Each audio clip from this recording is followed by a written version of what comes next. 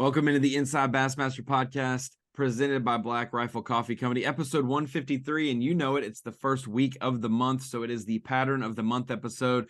I'm your host today, Ronnie Moore. My co-host is always Kyle Jessie, and we're joined by two folks. We invited one on the show, but we are totally cool with the second guest as well. Bryan New is our guest, and Bryan, you got a new spawn from the spring that's here for the fall, the fall feed up. Oh yeah, absolutely. Yeah, things, I was a little late for this. I said 5 minutes, about 45 minutes ago, but yeah, Ryder, he was hungry, and then we got stopped by the neighbors and had to get some tackle. The UPS man delivered the tackle to the wrong house today. So yeah, had to go see the neighbor. Well, we got to know then, first off, if we're talking about fishing in November, was the tackle package for an elite event next year, or was it for something you're going to use this month? And if so, let's hear it. It was actually a prototype that I'm working on with Spro. So we're not going to talk much about it. But no, man, I do. Like, we all love fishing in general, but I love fall fishing. It's that grinder time of the year. I'm not going to say you'll never go catch a lot of fish in the fall, but it is, grind out, 5, 6, 7 bites in a day. And typically, if you get 6 or 7, 8 bites in a day in a tournament, you're competing. You're going to be in that right position to compete. Bryan, this is obviously a time of the year that a lot of your Elite Series compadres start to go hunting. This is not a time of the year that a lot of guys even put their boats in the water. Do you hunt at all? And then two, tell the folks that are hunting rather than fishing what they're missing out on. Yeah, so honestly, like when I was in high school, which doesn't seem that long ago, but it actually was, I was big into hunting. Like, I was actually just talking to my neighbor about it. I probably hunted as much as I fished, granted during season. And I loved it. But then I got out of school and I got into the real world, and there's just not as much time. And now when you have kids and a wife and a job and another job and then another job, there's just not time for everything. So I don't really hunt a whole lot. I love eating deer. I actually enjoy hunting, but not as much as I do fishing. I just put me a corn pile out here in the backyard.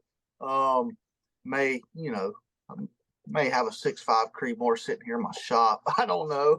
But I like to eat deer, but I don't like to really go hunting. Don't have time to go hunting.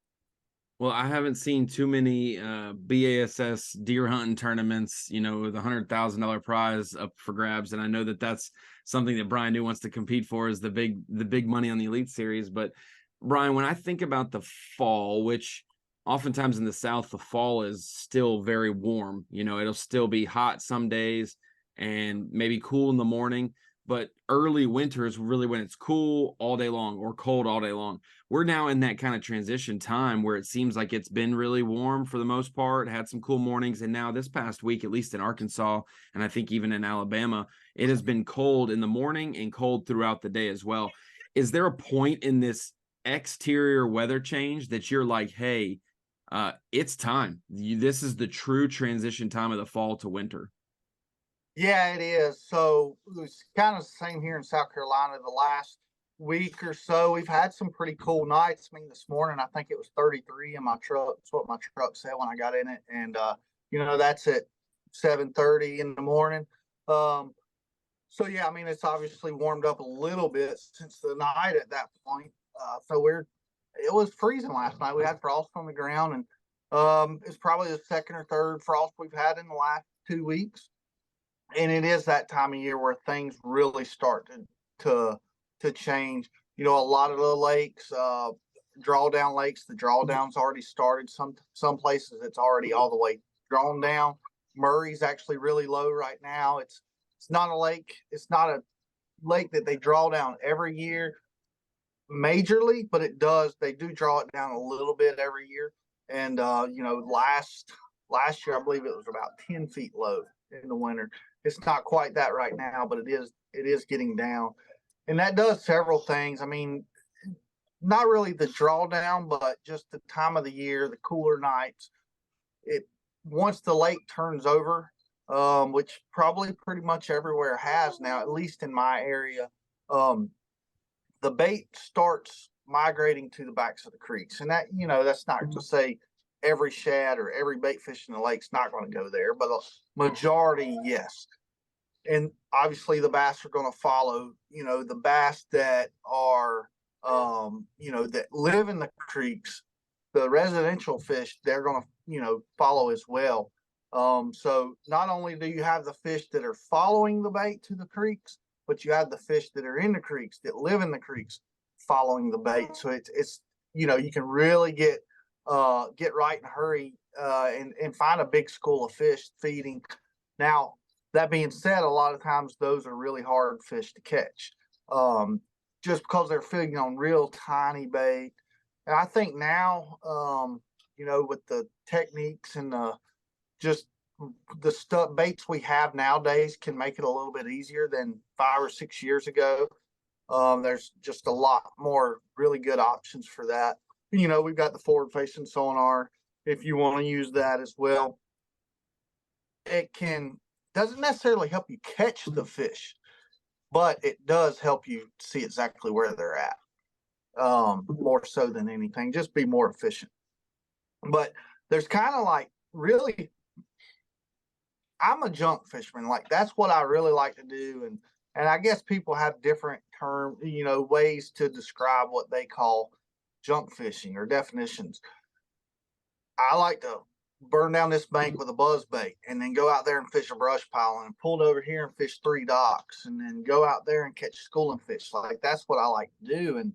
And that's what's so awesome about the fall is you are typically fishing for a handful of bites throughout the day. I mean, typically 10 or less bites in a day is a fairly good day. When you're fishing tournament style, targeting bigger fish. And I mean, that's what I love about it so much, especially with the drawdown. They'll get on any little piece of cover that's in the water, whether it's a dock.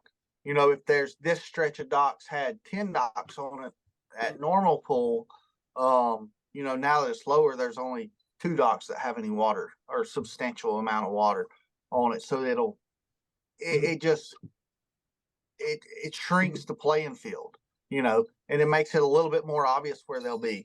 So, and I think the biggest thing that I've been most successful, in the Carolinas for really my whole life in the fall is burning the bank with Topwater. And, that's something I love to do.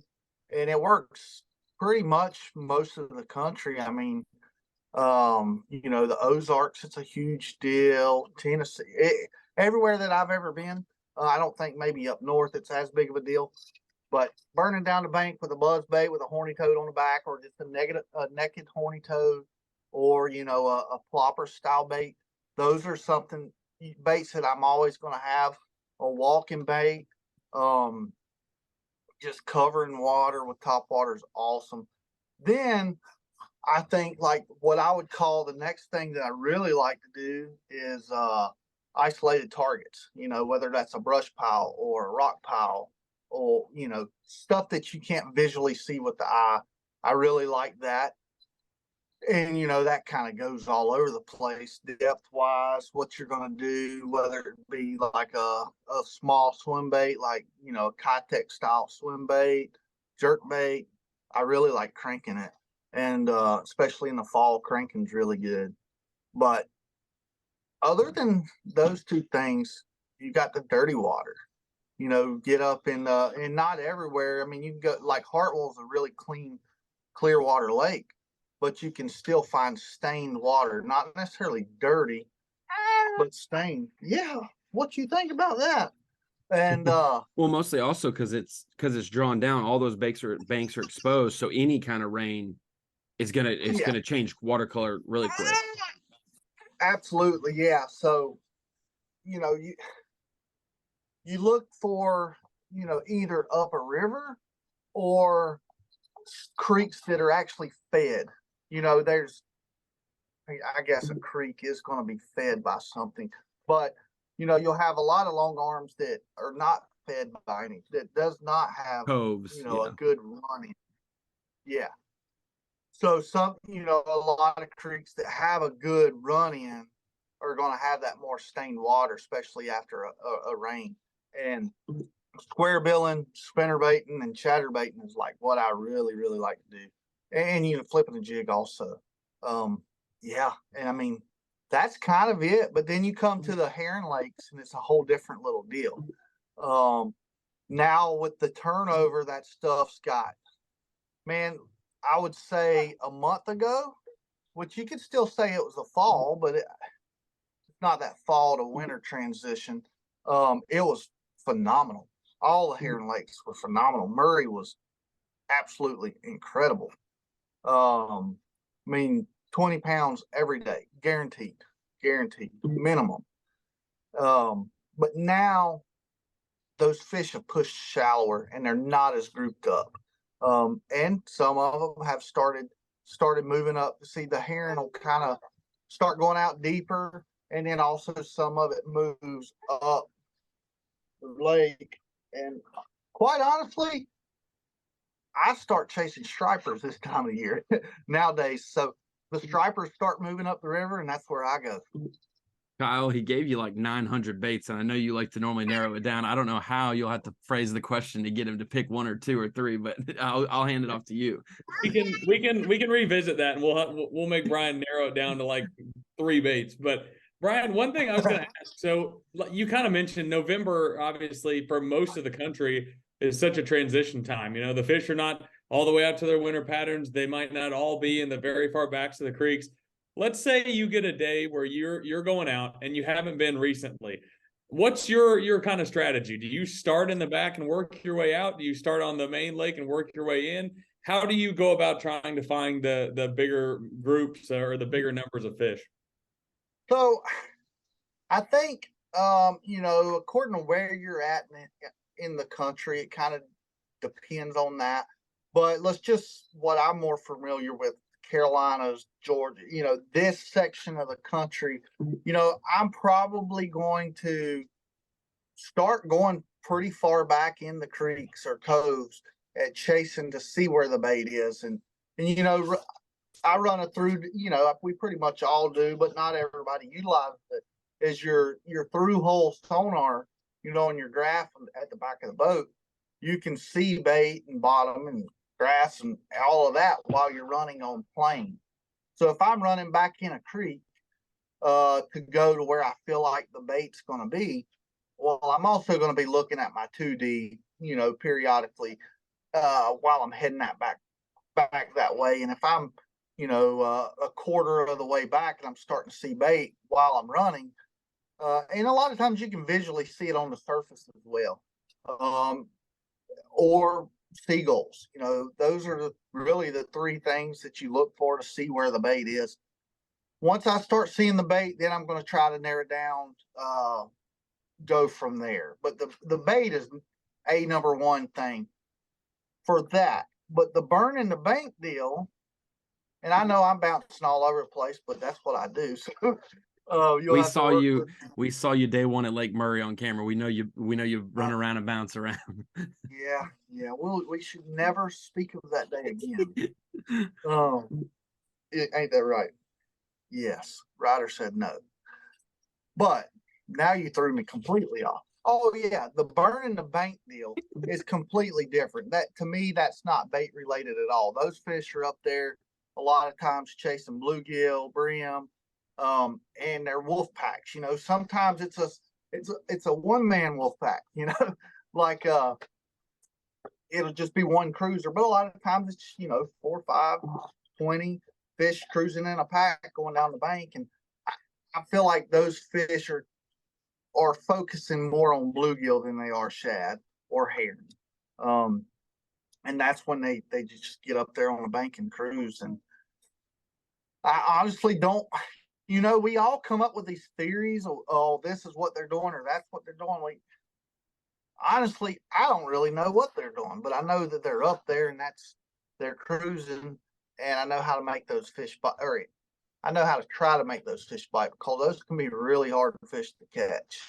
And kind of where I went to with the live scope stuff is, you see a lot of people see a fish and they'll just keep throwing and they never catch it.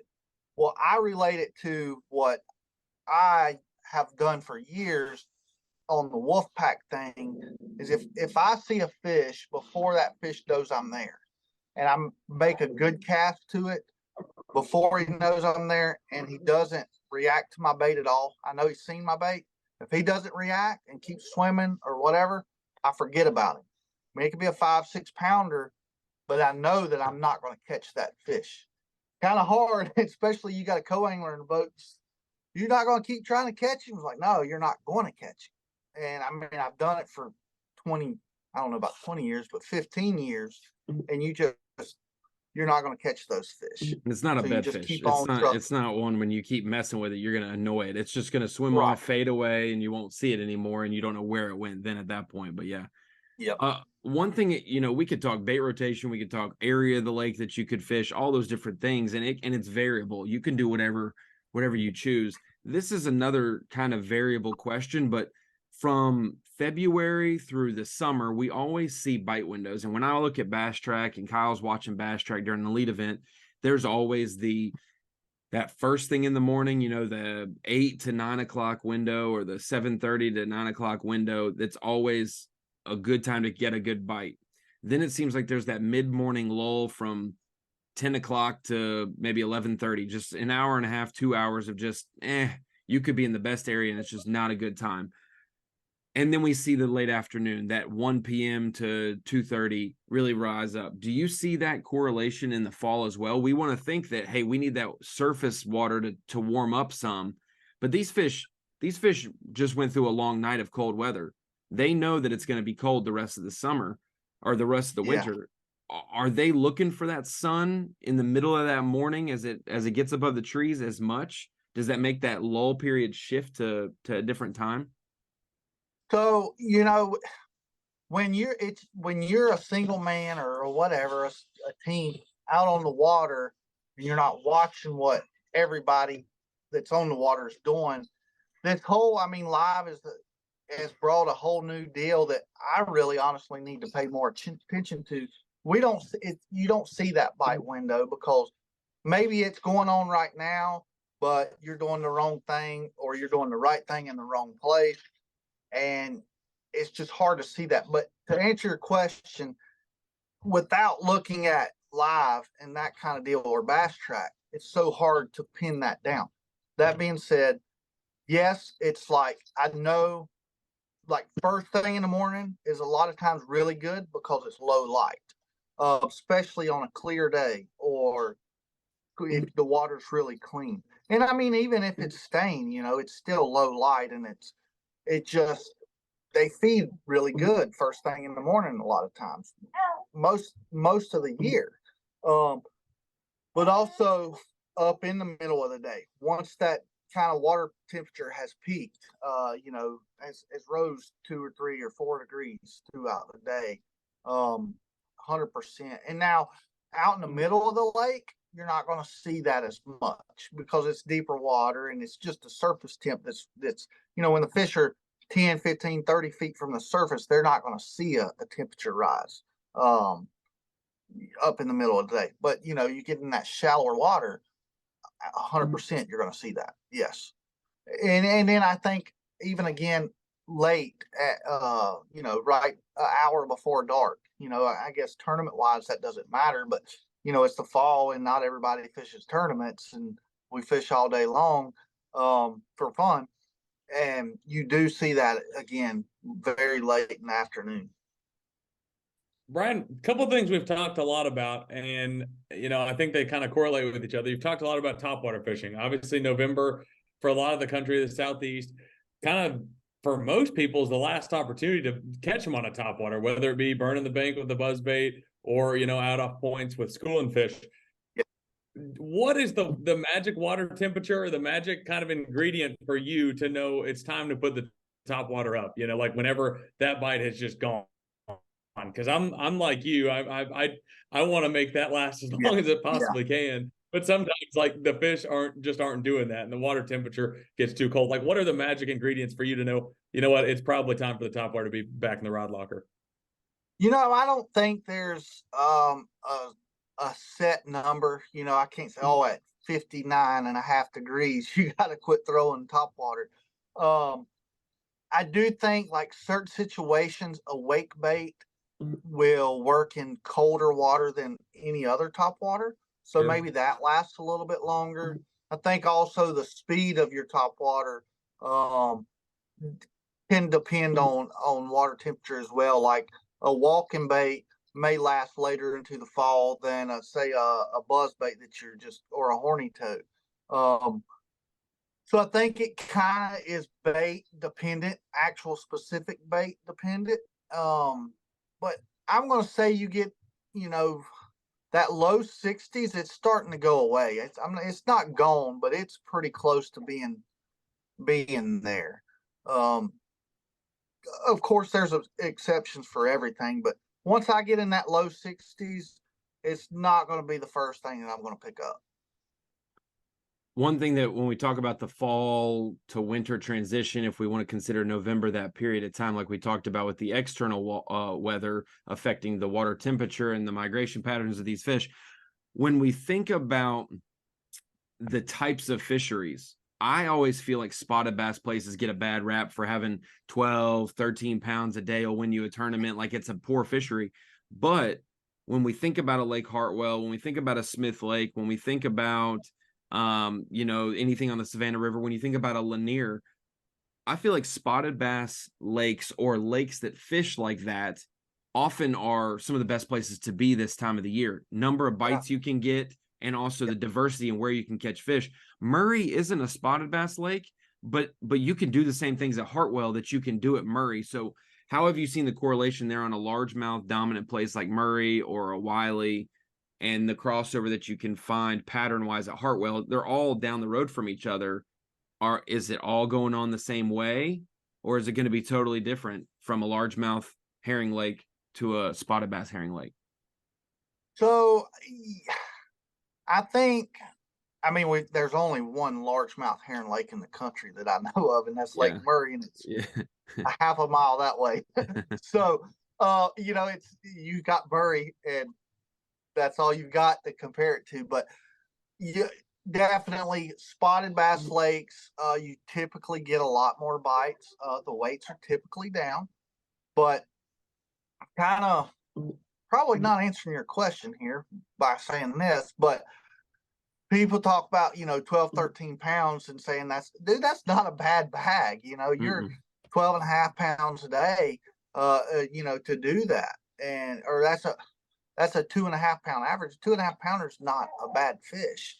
But you look at Hartwell, and it'll take 13 this week, 13 next week, 15 that week, 12 this week, 23 this week, back to 12 and 4. And so these lakes have the potential, or I say these lakes, not Murray. It's going to take a pretty good bag on Murray regardless. Yeah. Now, the weights are lower right now than they are all year, just because it's the time of the year it is, period.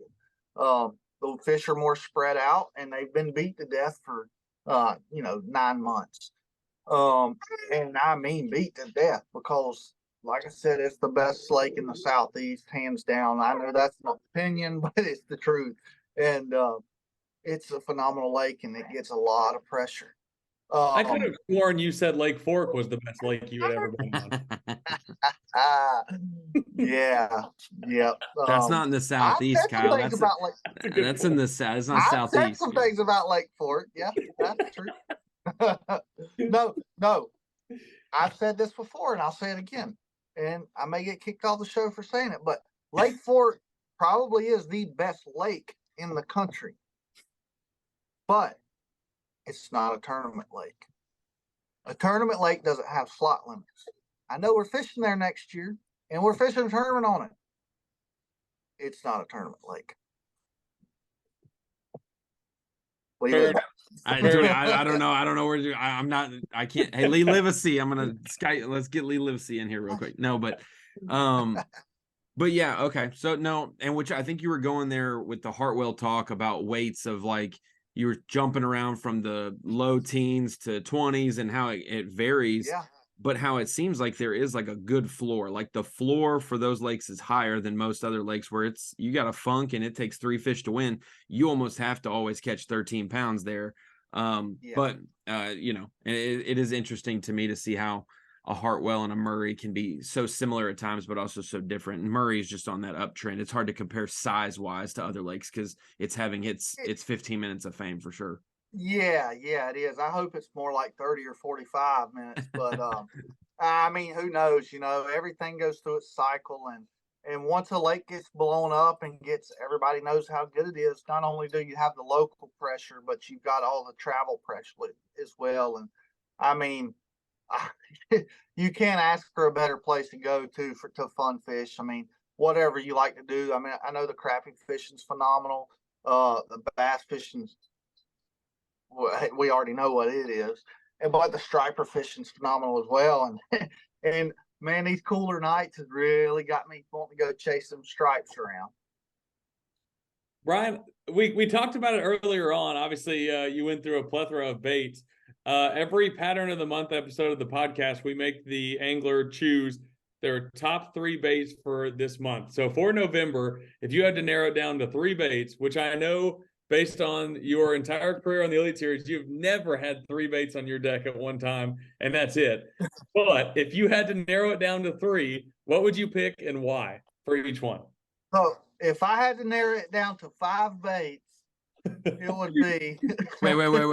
Wait. If I could pick 12 lure. You can pick 5. We'll let you do 5. We'll let you do 5. All right, you got to have a jig of some sort. I want to have 2 or 3 jigs, but I'm going to go with 1. So it's going to be a 1/2 ounce greenfish tackle Brandon Cobb all-purpose jig. With honestly, I don't think the trailer matters a ton. Honestly, because I went from a Z-crawl and smashed them. But I'm a chunk guy. I like a Zoom big salty chunk. I always have. It still works. Not as many people throw it. I like a chunk. So 1/2 ounce, any kind of brim. If it looks good with a green pumpkin chunk, it's a good color jig. So there's number 1. I'm not a spinnerbait guy, but I'm going to have a spinnerbait. And actually, the spinnerbait of choice is going to be this one right here. Not even on the market yet. I mean, I think it's kind of is. The packaging come in this week. But I don't know if you can see that. Yeah. It's a greenfish tackle, bad little blade. It's a small, compact spinnerbait. Here's a full-size spinnerbait. What? He don't like spinnerbait. And it's just a smaller, compact size. What, boy? So, spinnerbait and a jig. Man, I really want to throw a chatterbait in there. I don't think you go fishing without a chatterbait ever, but don't know that I can put that in there for the top 5. A walking bait, some sort of walking bait. Yeah. Yep, some sort of walking bait. Whether it's a super spook or more of the fast style walking bait. Was what I like on herring stuff. So like the walking haint from Spro. How many is that? 3? If you're not counting chatterbait, then that's 3.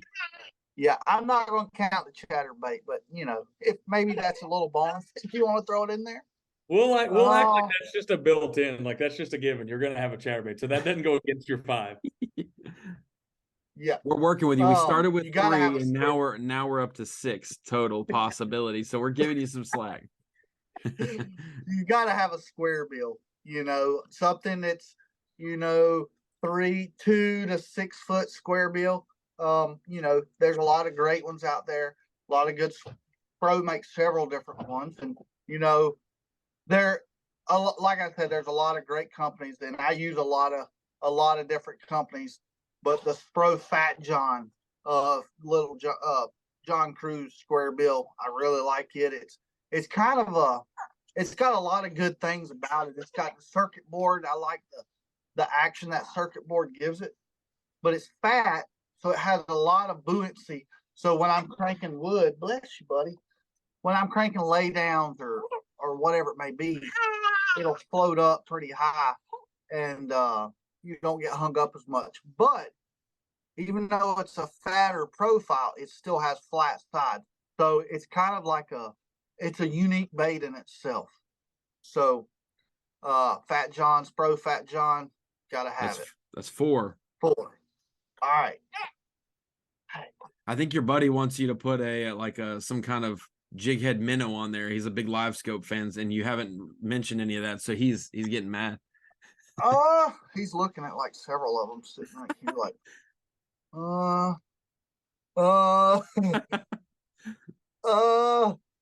we can't show this one, but so, man, like when the bite is tough, especially in the fall, an 1/8 ounce pulse jig, yeah, like it is the bite gettingest thing that's in this shop, and there's a lot of stuff in this shop, but seriously, a 1/8 ounce pulse jig.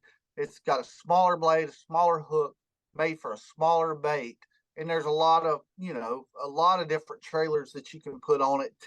The two that I like the best is a little, I think it's a 3-inch Demicky Armor Shad, is a great trailer on it, but the Zoom Tiny Fluke is my #1 trailer for the 1/8 ounce pulse jig. And that's, good from going down the bank, the backs of the creeks. The fish get on the flats and the very backs of the creek on bait, in a foot of water. You can fish it that shallow, and you can fish it out to, it's once you get over 20, it can be done, but it's kind of hard to fish it out that much deeper than that. That's a bite getter, and I mean, it'll catch you some good ones as well. And the pulse jig is a underspin, correct? No, it's the scrounger. Yep, scrounger style bait. About, yep.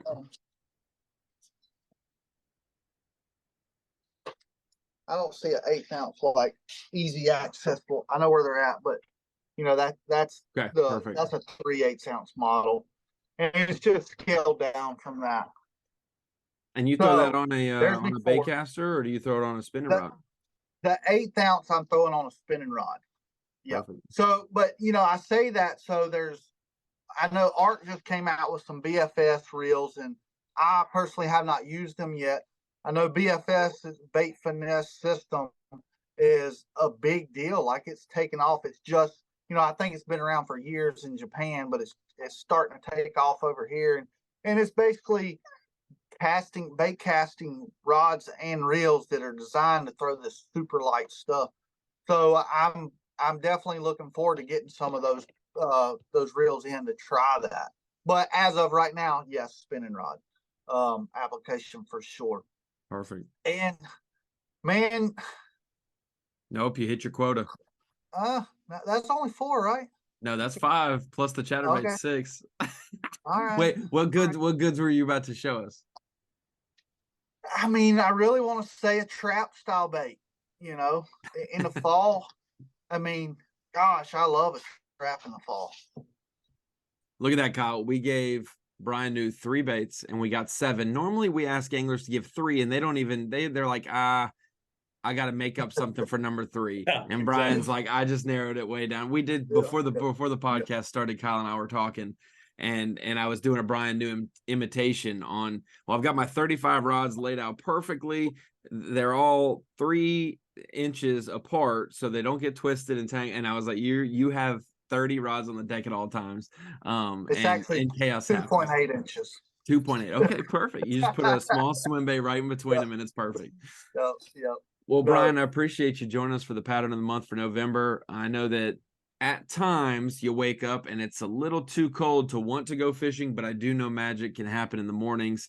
And hopefully some of those baits, some of those different conversations help these guys who are listening to the podcast maybe get out there and try it, whether they start off on a point or they go all the way to the back of a creek and work their way out.